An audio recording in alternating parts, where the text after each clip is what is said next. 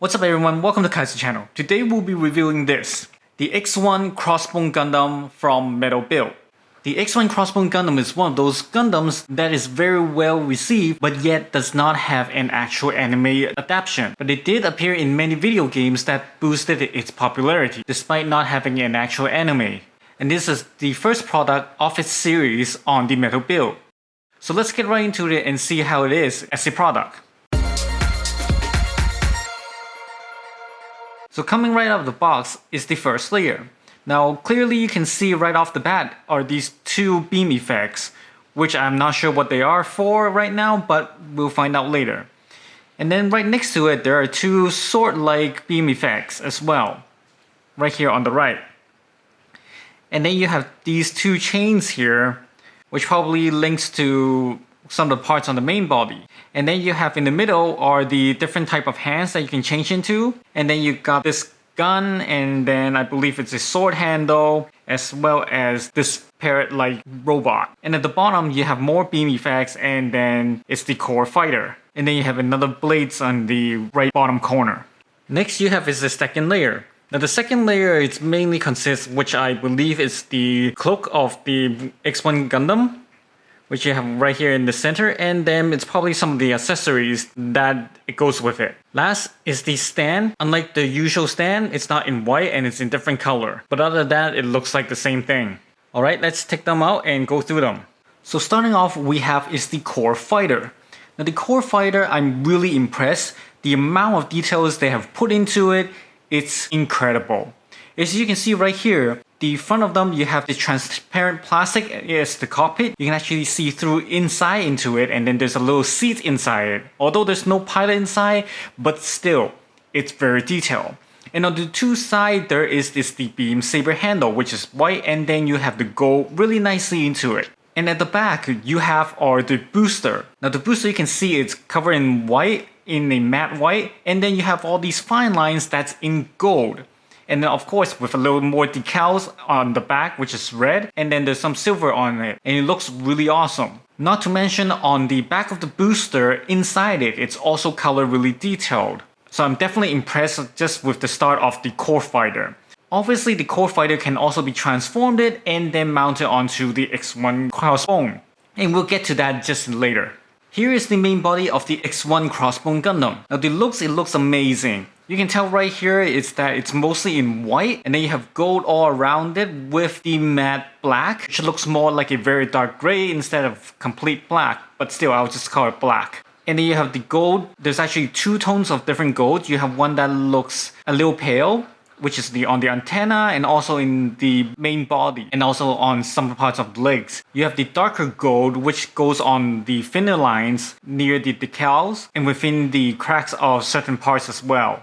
And also there is some parts that's red as well, very minor. So overall, with the exception of the gold, all the colors here are matte color. There's actually no metallic color here that I can notice of, which I do believe that it might look better if we actually have a darker black than this one here. Which I must say that they did make a good choice of not making a metallic color, because if you think of it, a theme of being a pirate, you wouldn't want to stick out too much, although they have that gold color all over it. Now size wise, it's actually nearly the same as the Metal Build Strike Gundam, although it's actually a tad smaller in size, a little bit shorter and then a little bit thinner. So you can say that it's like a 95% of the size of the Strike Gundam. So it doesn't look as small as it did with the F91 that I previously reviewed.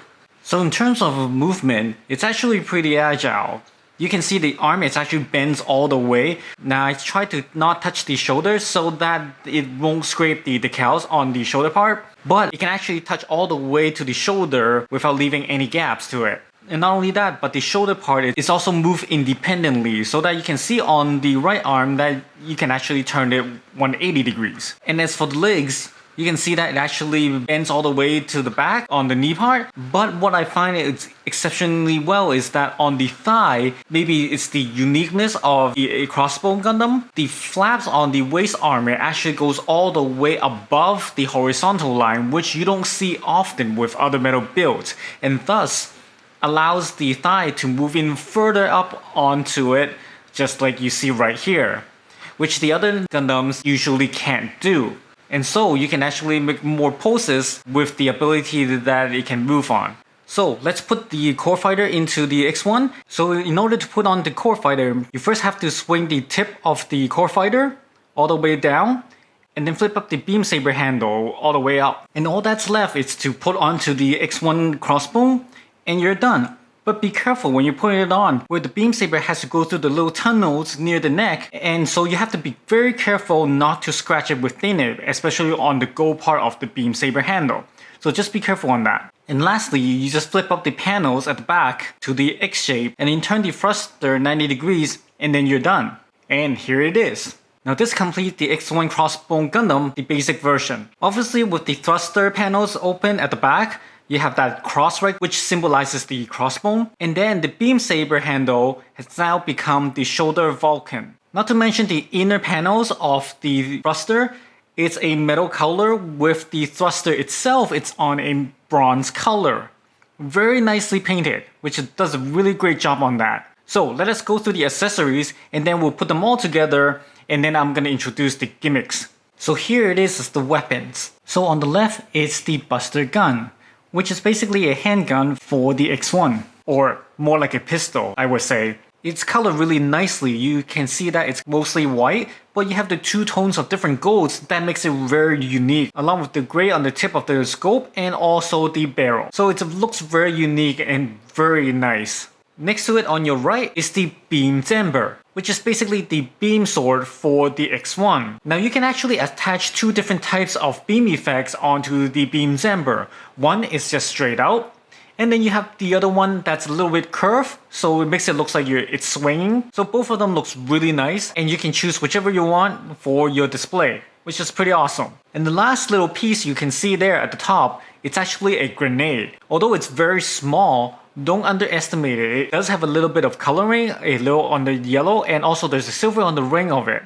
And there's a reason why for that, which we'll get into just a little bit. So all these three parts are really colored nicely. And to make it more spectacular is that all these three pieces can actually be put in together into what is called the Zen Buster, which basically transforms into the normal beam rifle that other Gundams has. Which is really nice in this gimmick where you can actually combine all these three pieces. Especially when you know the grenade that small, you probably lose it if you don't have it somewhere stored nicely. So that's it with this weapon. There's also the beam saber handles that you can pull off from the shoulder, which add the beam saber effects on it. Then you have the beam saber, the usual thin ones that we usually see. So that's it for the weapons for the X1. But there's actually one more weapon, which we will get into when I'm talking about the gimmicks. So keep that in mind. And this cute little parrot is actually called Billy. And in the manga story, it actually never appeared with the X1 Crossbone Gundam. So which means this is actually a metal build original. Although originally they did have in mind to make it incorporated into the manga story. However, that never happened. So now it became a metal build exclusive. Now this little guy right here actually does move a lot. It can move sideways, and also the wings actually opens. Not to mention the legs can move up and down so that you can actually tilt it forward or backward. So this little guy is actually colored very detailedly. You got the overall red on it. And then you have the white part as the head, and then the green eyes in metallic color.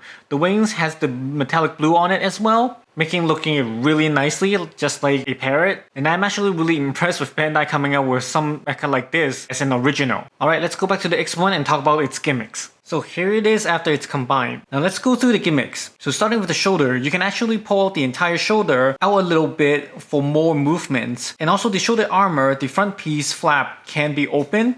And then the entire shoulder can be shifted up all the way, allowing you to see the inner parts of the shoulder. And next you have it's the hands. Now the hands, obviously you can twist it in the middle section of the arms, right underneath the elbow a little bit. Also that armor part right next to the arms can be acts as a shield when you add the beam shield effects to it. Not only that, but the entire thing can actually swing out all the way to the fist, and then add the beam effects to it, and then you have it's the brand marker. Next we have it's the back of the legs, where you can see here where you can flick out the little parts right here and then pull it out, and then add this to another blade that I didn't show you before, and you will have it's the heat dagger. Now both of the legs can pull this handle out, and then there's actually two blades that you can add to it. So a total of 2 heat daggers that you can actually get. Now honestly, I'm not sure how practical handle it is in real life, where hiding the handle at the back of the legs is, but this is a really nice gimmicks that they actually incorporated inside and was able to hide it in the back of the leg. Now there's actually another use for the blade, where at the bottom of the feet, you can actually attach this blade into it for a hidden dagger underneath, just like some of the assassin has, which is pretty cool. As for the front waist armor, you can actually see that there's these gray sides, and these parts can actually flip open to act like a claw. And this claw is actually called the Caesar's anchor, which you can actually pull the entire thing off and attach it to this chain, which also comes with in this set, to make it look like you can fire it out. And you have two of these chain, which means both of these waist armor can actually be detached and fired out. Not only that, but there's actually another joint part that comes with that you can attach to this scissors anchor and then attach the beam zamber onto it, making it look like it hangs onto the beam zamber and then fire it out with this sword all together, which is pretty neat. And last but not least is the head. Now the X1 Crossbone actually has another name, which is called the F97. That's right, you hear correctly, F97. This is actually related to the F91 in the story. The Crossbone actually takes place 10 years after the F91 story.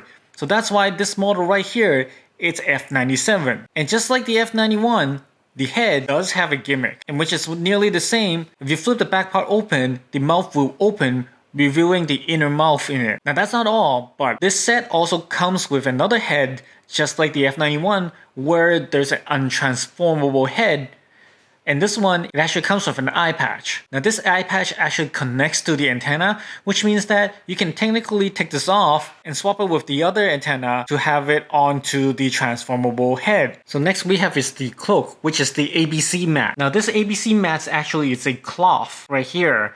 And you have to put these plastic at the inner side of the cloth, and it is held by these yellow pieces that you can see right here.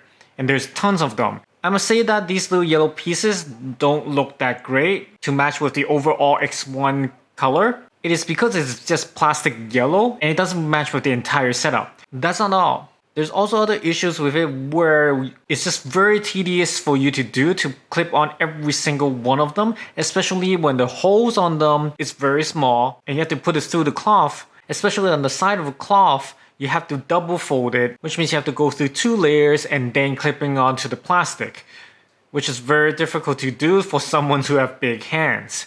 So it's just very tedious to put the entire thing together, and there's quite a lot through the entire cloth.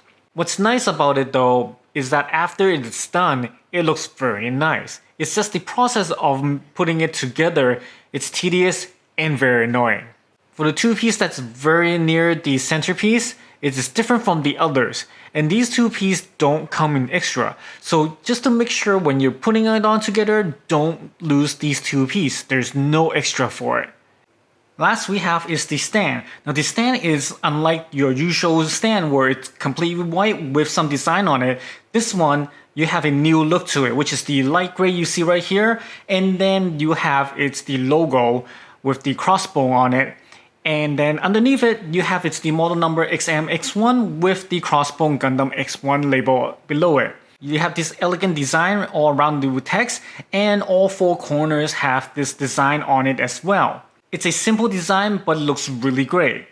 Now personally, I would have liked this stand to make it into a black color so that the black and gold stands out more. Although this one is acceptable, I would definitely love to see it in black. Also, there's actually a middle piece here in the center where it's add on to it so that you can actually put the transparent arms onto it so that you can connect to the scissors anchor for you to display on.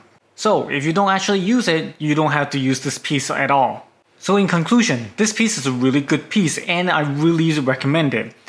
Now the good point is that you got some of the gimmicks that is first seen on this product, such as the core fighter, which you don't see it on the other metal build Gundams. And second of all, you have many gimmicks like the shoulder can move up. You got the brand marker on the arms that you can swing up, and then you can put different effects onto it.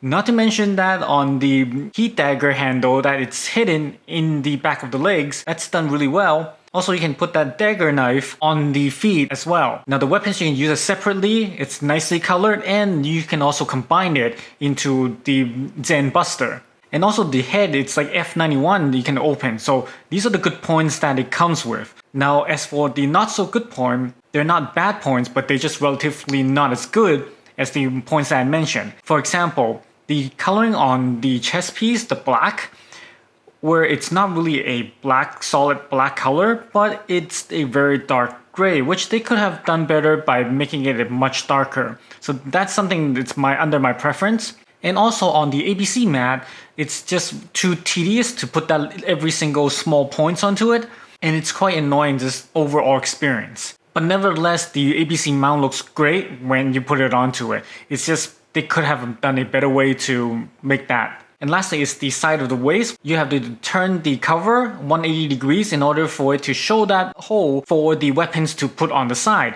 which is really hard to turn. So for people like me who has difficulty turning with my fingers, there's actually no tools that comes with for you to turn. So that makes it not a very good experience as well. And that's basically it for the not so good point. So I would rate this piece a 9 out of 10. Now to make this piece a 10 out of 10, I would have hoped that Bandai would make the option set so that we can turn this piece into the X1 full cloth version, which would have been so much better. Of course, it really depends on how Bandai makes it and the quality of it. However, if they actually do make it as it is in the story, then it would definitely be a 10 out of 10. So what do you guys think about that? Do you want to see Bandai to make the full cloth option set?